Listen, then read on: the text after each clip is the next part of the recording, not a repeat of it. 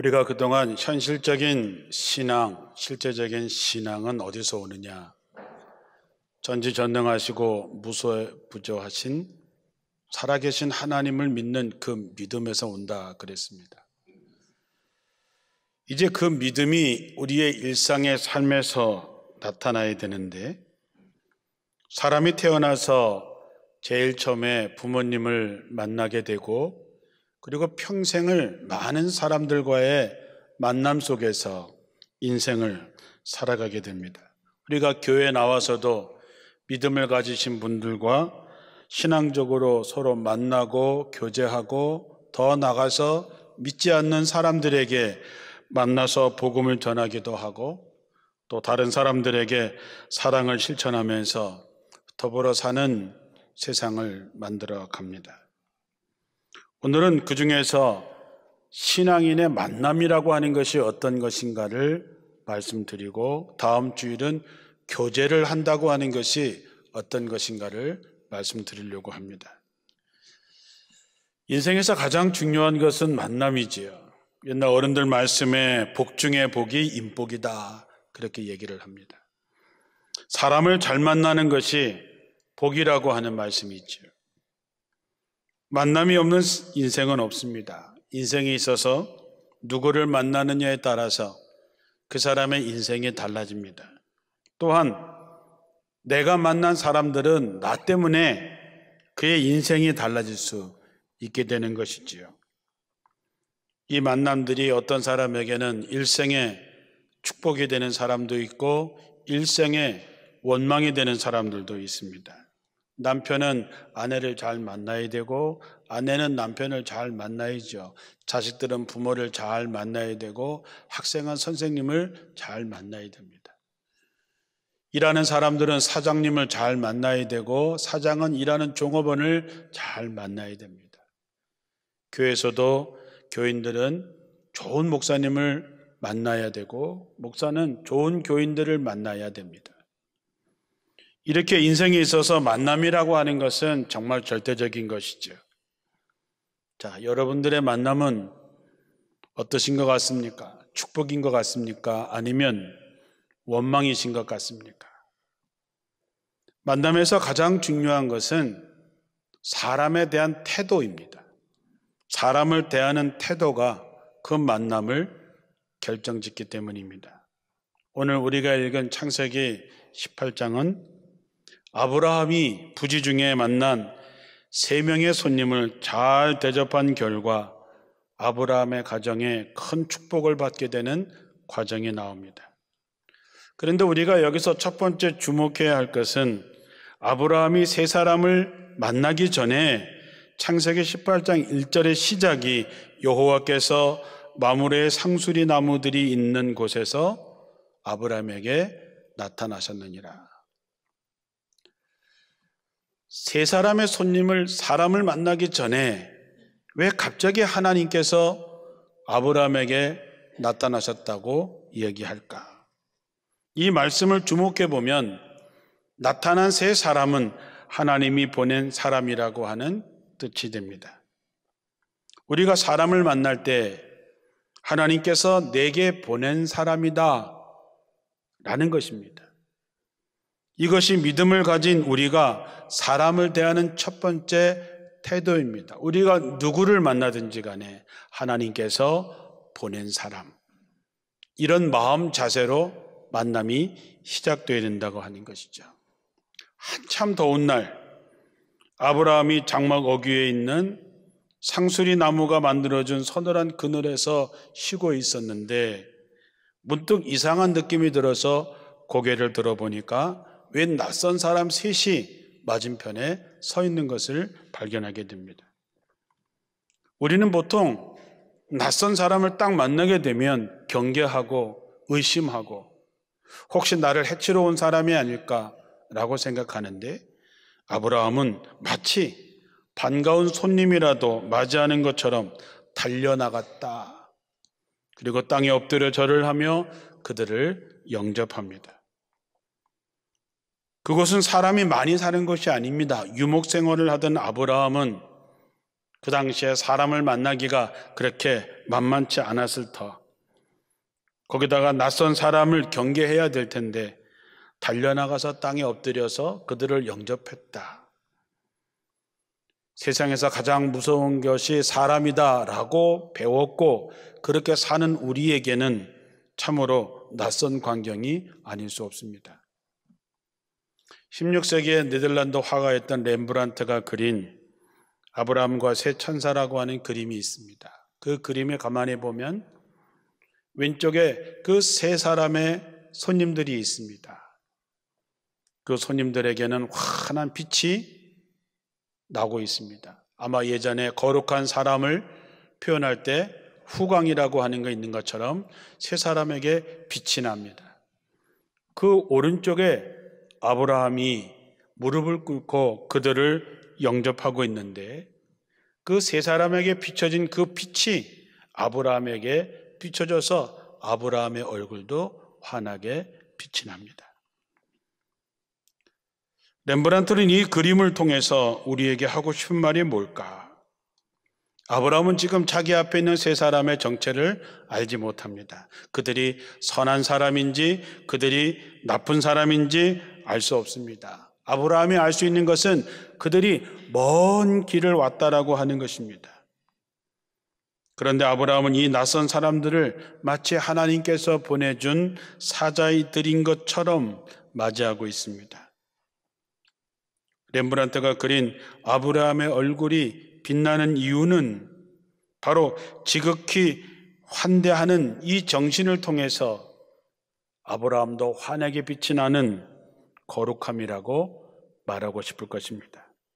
환대라고 하는 것은 반갑게 아주 후하게 대접하는 것인데 우리가 만나는 사람을 환대한다라고 하는 것은 단순히 뭔가 대접하는 것을 넘어서서 내 마음을 열어서 그 사람이 내 삶에 들어올 여지를 만들어주는 것입니다. 가끔씩 예기치 않은 손님들을 맞이하실 때가 가끔씩 있으시죠. 그래서 우리가 하던 일을 중단해야 되고 소중한 시간을 조각낼 수밖에 없습니다. 마음이 분주할 때는 슬그머니 짜증도 나지요. 하지만 우리를 찾아온 그 사람에게 10분이든 단 1분만이라도 정성을 다할 수 있다면 그것이 신앙적인 삶이요, 그것이 거룩한 삶이라고 하는 것입니다. 톨스토이는 지금이야말로 가장 중요한 때고 지금 내 앞에 있는 사람이 가장 중요한 사람이고 지금 해야 할 일이 세상에서 가장 소중한 일이라고 했습니다. 마태복음 25장 30절 이하에 보면 예수님께서 오실 때에 모든 민족을 다 불러 모으고 나서 그들을 구분하기 시작합니다. 양과 염소를 분리하듯이 한다 그랬습니다. 양은 오른편에 염소는 왼쪽에 둔다 그랬습니다.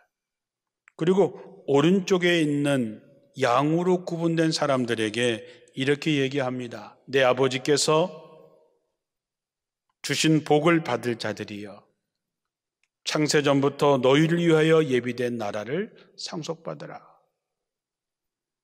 그들이 도대체 뭘 했길래 양으로 구별됐고 그들은 도대체 뭘 했길래 창세전부터 준비된 하나님의 복을 받을 수 있을까?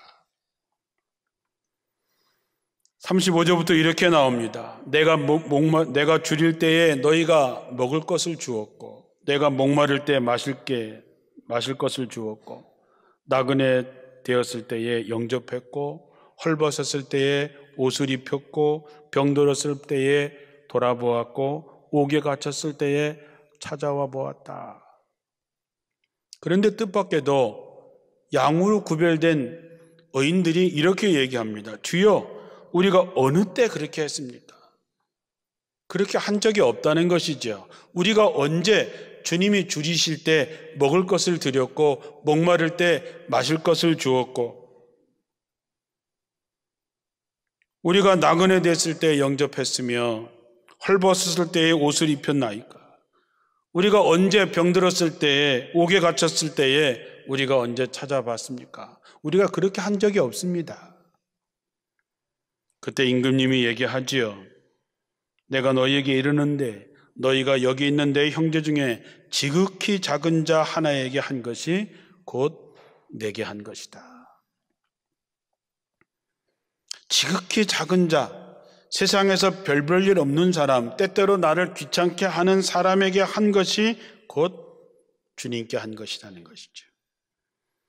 다시 말하면 사람을 대하는 태도가 천국에 가든지 지옥에 가든지를 결정한다고 하는 것이죠. 아브라함은 어떻게 했느냐? 오늘 읽은 본문의 말씀을 표준 세번역으로 보면 더 명쾌합니다. 표준 세번역의 3절서부터 이렇게 말합니다. 아브라함이 말했습니다. 손님들께서 저를 좋게 여기신다면 이 종의 곁을 그냥 지나가지 마십시오. 내가 좀 물을 좀 가져오라고 하셔서 발을 씻으시고 이 상수리 나무 아래 좀 쉬고 계시면 내가 손님들께서 잡수실 것을 조금 가지고 오겠습니다. 이렇게 종에게 오셨으니 좀 잡수시고 기분이 상쾌해진 다음에 힘을 얻으신 다음에 길을 떠나시기 바랍니다. 그러자 그들이 대답합니다. 좋습니다. 정 그러하시다면 사양하지 않겠습니다. 아브라함은 낯선 이들에게 자기가 좋게 보이거든 그냥 지나가지 마시고 씻으시고 좀 쉬고 음식을 드시고 기분이 상쾌해진 다음에 길을 떠나라고 했습니다. 나그네가 먹을 것을 달라고 좀 쉬었다 가자고 요청한 것이 아니고 아브라함이 그 나그네들에게 그렇게 부탁을 하는 것이지요. 아브라함은 나그네들이 얼굴과 발을 씻을 수 있도록 물을 길어오고 그들이 쉴 수 있는 시원한 나무 그늘을 마련합니다. 그리고 그들을 위해서 음식을 장만하죠. 사라에게 제일 좋은 밀가루 세 스아를 가지고 반죽해서 떡을 만들라고 얘기하고 자기네 집 짐승이 있는 곳에 가서 기름진 좋은 송아지를 잡아다가 하인에게 맡겨서 요리를 하게 됩니다. 음식이 장만되자 그는 엉긴 젖과 우유와 송아지 요리를 나그네들 앞에 차려놓고 그들이 먹는 동안 시중을 들게 됩니다. 그 집안의 가장 큰 어른이 마치 시종처럼 하인처럼 손님들을 대접하고 있는 것이죠. 그 광경을 머릿속에 떠올리게 되면 참으로 따뜻하고 아름다운 광경입니다. 이게 인간관계의 만남의 본질인 것이죠. 좀 잡수시고 기분이 상쾌해진 다음에 길을 떠나시기 바랍니다. 이 말이 이렇게 말한 그 아브라함의 마음이 참 좋습니다. 아브라함이 어떤 사람인지 이 말 한마디 속에 다 드러나고 있지요. 우리가 아브라함이 믿음의 조상, 믿음만 얘기하니까 아브라함이 어떤 사람인지 잘 모르는데 이 말 한마디 속에 아브라함의 인간성, 아브라함의 믿음, 아브라함의 마음이 고스란히 느껴지게 됩니다. 오늘 본문은 여기서 끝나지만 사실은 다음에 나오는 이야기가 더 대단한 이야기죠. 극진한 대접을 받은 세 나그네가 아브라함에게 이렇게 얘기합니다. 그때 주님께서 말씀하셨다. 내년 이맘때 내가 반드시 내게로 돌아오리니 내 안에 사라에게 아들이 있으리라. 장막 어귀에 숨어 이 말을 듣던 사라는 나는 여자로서 기력을 다 쇠진했고 내 남편도 늙었는데 어찌 나에게 그런 즐거운 일이 있겠는가? 허탈한 웃음을 지었습니다마는 1년 뒤에 그 허탈한 웃음은 기쁨의 웃음으로 바뀌게 됩니다. 하나님의 약속의 성취는 낯선 손님들에 대한 환대, 그들을 잘 대접하는 것으로 연결되어 있다고 하는 것을 우리에게 보여주고 있습니다. 우리가 복을 받는 길은 다른 데 있는 것이 아니라 누군가의 마음을 상쾌하게, 누군가의 마음을 흐뭇하게, 누군가의 마음을 좋게 하는 이것이 하나님을 영화롭게 하는 것이라는 것이죠. 더 놀라운 것은 하나님께서 이 낯선 손님들을 귀하게 대접했던 이 아브라함에게 당신의 계획을 알려주시는 것입니다. 오늘 18장 17절에 보면 내가 앞으로 하려고 하는 일을 어찌 아브라함에게 숨기랴. 나그네의 모습으로 아브라함 앞에 나타났던 하나님의 사자들, 그들은 소돔과 고모라를 심판하러 가는 길이었습니다. 지극정성으로 자기들을 환대하고 배웅하는 아브라함을 보면서 우리가 하여야 할 일을 어찌 아브라함에게 숨길 수 있겠는가? 하나님께서 자기가 하시려고 하는 일을 아브라함에게 가르쳐 주십니다. 하나님의 계시는 스스로 영의 눈이 밝다고 주장하는 사람을 통해서 나타나는 것이 아니라 진심으로 공경할 줄 아는 사람, 사람들을 사랑으로 대할 줄 아는 사람을 통해서 나타납니다. 우리는 소돔을 구하기 위해서 아브라함이 얼마나 하나님의 사자들에게 매달려서 의인 50명이 있으면 45명이 있으면 40명, 30명, 20명, 10명 그들을 살리려고 정말로 그렇게 애를 썼던 장면을 우리는 기억합니다. 의인 10명만 있었어도 그 성이 멸망당하지 않을 수 있었을 텐데 가만히 생각해 보면 소돔과 고모라가 죄악이 만연해서 멸망했지만 또 다른 눈으로 보면 그들이 망한 이유 중에 하나는 나그네를 학대하는 그런 배타적인 문화 때문에 그들은 망했던 것이죠. 우리가 인생을 살면서 수많은 사람을 만나왔고 앞으로도 많은 사람을 만나게 될 것입니다. 우리가 보통 어떻게 만났어? 그러면 길 가다 우연히 만났어. 이렇게 얘기하지만 기독교 신앙에서는 우연이라고 하는 것은 없습니다.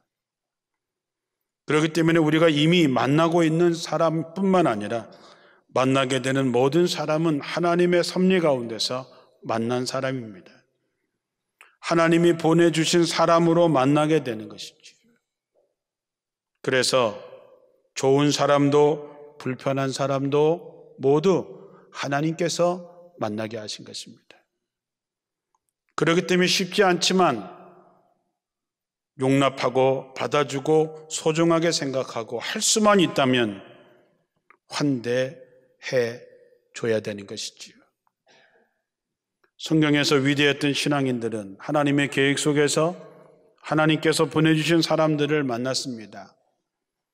고넬료를 전도하기 위해서 베드로를 보내셨고 다메섹 도상에서 예수를 만나고 눈이 멀었 사울을 위해서 아나니아라고 하는 사람을 보내십니다.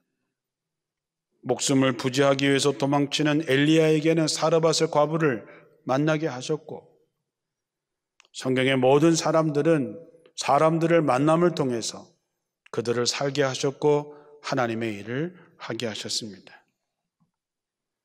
그렇다면 아무리 위대한 사람도 사람을 만나지 않고 그들을 통하지 않았더라면 그들은 존재할 수 없었던 것입니다. 이렇게 우리가 만난 것 하나님의 인도하심인 줄로 믿으시기 바랍니다. 그래서 우리가 분명히 알아야 하는 것은 우리가 하나님의 계획 안에서 만났기 때문에 우리는 사랑과 정성으로 더 극진하게 서로를 환대해 줘야 되고 나 때문에 그가 하나님의 축복을 받게 됐다면 그 축복이 다시 나에게로 돌아오게 됩니다. 그러나 이 축복된 만남을 저주스럽게 만들고 원망하게 만들면 내가 받을 축복을 발로 걷어차는 것이나 다를 바가 없습니다. 참으로 안타까운 일이죠. 그러므로 여러분 만남을 위해서 기도하시고 만난 사람들에게 최선을 다해서 하나님의 축복이 그에게 임할 수 있도록 환대해 주셔야 됩니다. 누가복음 6장 35절 이하에 보면 너희는 너희 원수를 사랑하고 좋게 대하여 주고 아무것도 바라지 말고 꾸어주어라. 그리하면 너희는 큰 상을 받게 될 것이요 더없이 높으신 분의 아들이 될 것이다. 그분은 은혜를 모르는 사람과 악한 사람에게도 인자하시다. 너희 아버지께서 자비로우신 것 같이 너희도 자비로운 사람이 되어라. 남을 심판하지 말아라. 그리하면 하나님께서도 너희를 심판하지 않으실 것이고 남을 정죄하지 말아라. 그리하면 하나님께서도 너희를 정죄하지 않으실 것이다. 남을 용서하여라. 그리하면 하나님께서도 너희를 용서하여 주실 것이다. 남에게 주어라. 그리하면 하나님께서도 너희에게 주실 것이니 되를 누르고 흔들어서 넘치도록 후하게 되어서 너희 품에 안겨 주실 것이다. 내게 주신 하나님의 축복을 나눌 수 있는 만큼 나누십시오. 그래서 그들이 하나님의 축복을 받게 되면 그 축복이 도로 내게로 돌아오게 됩니다. 내가 만난 사람에게 정성을 다하지 않고 사랑을 나누지 않는다면 자신이 받을 축복을 쫓아내는 것과 다를 바가 없습니다. 만남은 이렇게 될 거다 저렇게 될 거다 없습니다. 어떻게 될지 아무도 모릅니다. 중요한 것은 그 만남의 미래를 축복으로 바꿀 수 있는 것은 지금 내가 만나고 있는 사람에게 최선을 다하는 것뿐입니다. 이것이 아브라함을 통해서 보여주는 하나님이 세우신 만남의 법칙입니다. 아브라함은 극진하게 대접했기 때문에 아브라함에게 감동받은 그들이 내년에 당신의 가정에 아들이 생길 것입니다. 믿기 힘든 이야기지만 역사의 주인공은 이삭은 아브라함의 지극한 환대에서 맺어진 하나님의 축복인 것이죠. 히브리서 13장 1, 2절에 형제 사랑하기를 계속하고 손님 대접하기를 잊지 말라. 이로써 부지 중에 천사들을 대접한 이들이 있었느니라. 부지 중에라는 말은 자기도 모르는 사이에 계획된 만남이 아니라 뜻밖의 만남이라는 뜻이죠. 자기도 모르는 사이에 만남을 성실하게 최선을 다했던 사람 중에는 천사를 대접한 사람이 있다. 아브라함을 얘기하는 것이죠. 이게 비단 아브라함뿐이겠습니까? 여러분이 대접했던 사람, 여러분이 섬겼던 사람, 여러분이 마음으로 정말 위해서 했던 사람들 중에서는 아브라함과 같은 천사들이 있었을 것입니다. 예수님께서 내 이웃을 내 몸과 같이 사랑하라 하셨습니다. 이것은 내 이웃을 도와주라 라고 하는 뜻보다는 우리가 만나는 모든 사람을 내 몸과 같이 귀하게 여기라. 왜냐하면 예수 그리스도께서 그들을 위해서 피 흘리셨기 때문입니다. 하나님께서는 물질을 주셔도 사람을 통해서 주시고 미래를 열어주실 때도 사람을 통해서 열어주시고 좋은 만남을 만들어 가는 것도 하나님이 준비하신 축복의 통로를 여는 방법입니다. 아브라함이 손님을 어떻게 맞이했는가를 우리는 오늘 잠시 말씀을 나누었습니다. 아브라함을 통해서 마음이 상쾌해진 이들이 아브라함을 축복하고 하나님의 계획을 알려주셨던 것처럼 바로 여러분도 아브라함처럼 만나는 모든 사람을 귀하게 여기고 하나님께서 내게 보내주신 천사라고 생각하고 최선을 다하는 가운데 아브라함이 받았던 그 복을 여러분도 누리는 여러분 되시기를 주님의 이름으로 축원합니다.